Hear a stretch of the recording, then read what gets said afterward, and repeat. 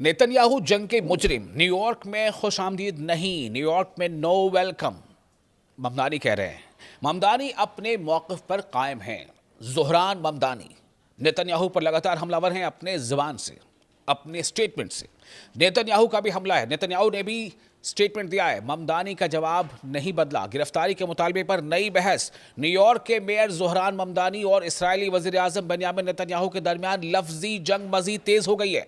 Netanyahu ने ममदानी पर नफरत फैलाने का इल्ज़ाम लगाया। जी हां, बेंयामिन नेतन्याहू ने ज़ोहरान ममदानी पर नफरत फैलाने का इल्ज़ाम लगाया है, जबकि ज़ोहरान ममदानी अब भी अपने इस स्टैंड पर कायम है कि अगर नेतन्याहू न्यूयॉर्क आए तो उनके खिलाफ बैनुल अक़वामी फ़ौजदारी अदालत यानी इंटरनेशनल क्रिमिनल कोर्ट यानी ICC के वारंट पर अमल होना चाहिए। यानी नेतन्याहू को गिरफ्तार किया जाना चाहिए, जो कि ICC का वारंट है नेतन्याहू के खिलाफ, इंटरनेशनल क्रिमिनल कोर्ट। दरअसल ये तनाज़ा उस वक्त शुरू हुआ जब न्यूयॉर्क के मेयर ज़ोहरान ममदानी ने नेतन्याहू को जंगी मुजरिम करार देते हुए कहा कि वो न्यूयॉर्क में खुशामदीद नहीं है। He is not welcomed in New York. Zohran Mamdani का कहना था कि गजा जंग के हवाले से ICC इंटरनेशनल क्रिमिनल कोर्ट ने नेतन्याहू के खिलाफ गिरफ्तारी का वारंट जारी कर रखा है, और अगरचे न्यूयॉर्क सिटी के पास इसे नाफिज करने का, इसे इंप्लीमेंट करने का कानूनी इख्तियार नहीं है, लेकिन अमरीकी वफाकी हुकूमत, अमेरिकन फेडरल गवर्नमेंट को इस पर अमल करना चाहिए। ज़ोहरान ममदानी ने वाज़ेह तौर पर कहा है कि कानून सब के लिए बराबर होना चाहिए और इंटरनेशनल अदालत के फैसलों का एहतराम किया जाना चाहिए। अब इस्राएली वज़ीर आज़म बेंयामिन नेतन्याहू ने इस मामले पर सख्त रद्द-ए-अमल दिया है। फोकस न्यूज़ को दिए गए एक इंटरव्यू में नेतन्याहू ने कहा कि ममदानी नफरत को हवा दे रहे हैं और न्यूयॉर्क के मुख्तलिफ तबकों को एक दूसरे के खिलाफ करने की कोशिश कर रहे हैं। नेतन्याहू का कहना था कि एक मेयर को तमाम शहरियों की नुमाइंदगी करनी चाहिए, खा वो यहूदी हो, मुसलमान हो, ईसाई हो या किसी और मजहब से उनका ताल्लुक हो। नेतन्याहू ने दावा किया कि ममदानी का मौक़िफ़ शहर में तकसीम पैदा कर सकता है। ताहम ममदानी के हामियों का कहना है कि यह मामला किसी मजहब या कौमियत का है ही नहीं, बल्कि इंसानी हुकूक, ह्यूमन राइट्स और इंटरनेशनल कानून, इंटरनेशनल लॉज का है। ज़ोहरान ममदानी मुसलसल ये स्टैंड इख्तियार करते हैं कि गजा में होने वाले वाक़यात पर आलमी क़वानीन, वर्ल्ड लॉज के मुताबिक जवाबदेही होनी चाहिए।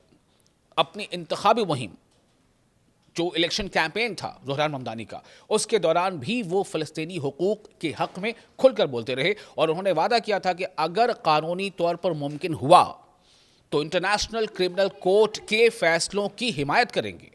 इसी वजह से फ़लस्तीनी हुकूक के हामी हल्के इन्हें अमरीका की सियासत में एक अलग और नुमायां आवाज़ करार देते हैं।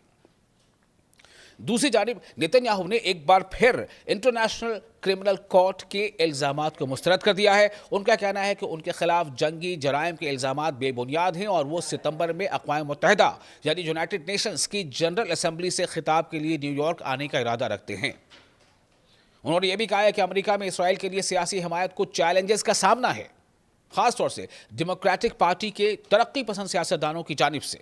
इस तमाम कंट्रोवर्सी की ख़ास बात यह है कि ज़ोहरान ममदानी ने अपने स्टैंड में कोई तब्दीली नहीं लाई है। अगरचे उन्होंने तस्लीम किया है कि बतौर मेयर वो नेतन्याहू की गिरफ्तारी का हुक्म नहीं दे सकते, लेकिन वो अब भी अमरीकी हुकूमत से मुतालबा कर रहे हैं कि बैनुल अक़वामी अदालत यानी इंटरनेशनल कोर्ट के वारंट का एहतराम किया जाए।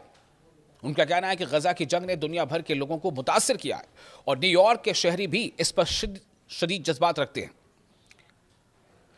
तो अब सवाल यह है कि क्यों नेतन्याहू और ममदानी के दरमियान ये तनाज़ा अब सिर्फ क्या दो शख्सियात का इख्तलाफ है या ये बैनुल अक़वामी कानून यानी इंटरनेशनल लॉ, गजा जंग, फ़लस्तीनी हुकूक और अमेरिका की दाखिली सियासत से जुड़ा एक बड़ा बहसी मौजू बन चुका है। अब सबकी नज़रें सितंबर पर हैं, जब नेतन्याहू के मुतवक्किर न्यूयॉर्क दौरे के दौरान ये तनाज़ा, ये कंट्रोवर्सी एक बार फिर आलमी तवज्जो का मरकज़ बन सकता है। नेतन्याहू के इल्ज़ामात के बावजूद ज़ोहरान ममदानी अपने मौक़िफ़ से एक कदम भी पीछे नहीं हटे हैं और यही बात इन्हें अमरीकी सियासत में एक मुनफरिद और मुतनाज़ा मगर मौसर इफ़ेक्टिव आवाज़ बना रही है। आपको ये वीडियो कैसा लगा? आप अपने तासुरात हमें सोशल मीडिया आप कमेंट में शेयर कर सकते हैं और साथ ही अगर ये पसंद आया हो आपको वीडियो तो आप इसे सोशल मीडिया पर लाइक करें, शेयर करें और आप अपना तासुरात जरूर दें। मशरिक़ वस्ता में अमेरिका ने नहीं सोचा होगा कि इतनी बुरी तरह से अमेरिका फंसेगा और अमेरिका को इस तरह के मसाइल का सामना करना पड़ेगा। आप देखिए कि मशरिक़ वस्ता में न सिर्फ अमेरिका की तंसीबात पर हमले हो रहे हैं, अमेरिका के जो एयरबेस है उन्हें तबाह किया जा रहा है, बल्कि अब मशरिक़ वस्ता में अमेरिकी जो फौजी हैं वो भी मारे जा रहे हैं। और पिछले दिनों कुवैत में जो बड़ा हमला हुआ था और जहां पर अमेरिकी फौजी मारे गए थे, कहा जा रहा है कि अमेरिकी फौजियों की तादाद तो अमेरिका ने 6 बताई है, सिर्फ अमेरिका का कहना है कि उसके 6 अमेरिकी फौजी मारे गए, लेकिन यह तादाद कहीं ज्यादा हो सकती है, क्योंकि जहां पर अमेरिका के फौजी मौजूद थे ठीक उसी ठिकाने पर ईरान का खैबर मिसाइल आकर गिरता है, उस पूरे इलाके को तहस नहस कर देता है। तो क्या उस पूरे इलाके में, उस पूरे कंपाउंड में, वो पूरा जो वो जगह थी, क्या वहां पर सिर्फ अमेरिका के 6 फौजी रहे होंगे? बल्कि यह तादाद कहीं ज्यादा बताई जा रही है, जिसे अमेरिका छुपा रहा है। तो कुवैत में जो बड़ा हमला दरअसल पिछले दिनों ईरान ने किया है खैबर मिसाइल के जरिए से, जिसमें अमेरिकी फौजी मारे गए हैं, इन फौजियों की तादाद सैकड़ों में बताई जा रही है। अमेरिका इसे छुपा रहा है। सुपर पावर की बेइज्जती हो जाएगी, सुपर पावर को बहुत बड़ा झटका लग जाएगा, पूरी दुनिया के सामने सुपर पावर की सच्चाई, उसकी पोल एक तरह से खुल जाएगी। इस वजह से अमेरिका इस सच्चाई को छुपा रहा है। लेकिन सच्चाई लिख लीजिए जो आज हम आपको बता रहे हैं कि कुवैत में जो जराए के हवाले से खबरें आ रही हैं, अमेरिका को बहुत बड़ा जानी नुकसान हुआ है, जहां सैकड़ों अमेरिकी फौजी मारे गए हैं। और दरअसल अमेरिका इन खबरों को छुपा रहा है, लेकिन सच्चाई अब निकल कर आ रही है। और यही वजह कि अब अमेरिका तिलमिलाया हुआ है। आप देखिए कि डोनाल्ड ट्रंप जो उनकी खसलत है, अब डोनाल्ड ट्रंप एक बार फिर से जिस प्रेस कॉन्फ्रेंस में आते हैं वो ये कह रहे हैं कि बहुत बड़ा हमला अब अमेरिका ईरान पर करने वाला है, ईरान को तहस नहस कर दिया जाएगा, नेस्तो नाबूद कर दिया जाएगा। और अब जो हमला होगा ईरान उस हमले को बर्दाश्त नहीं कर पाएगा।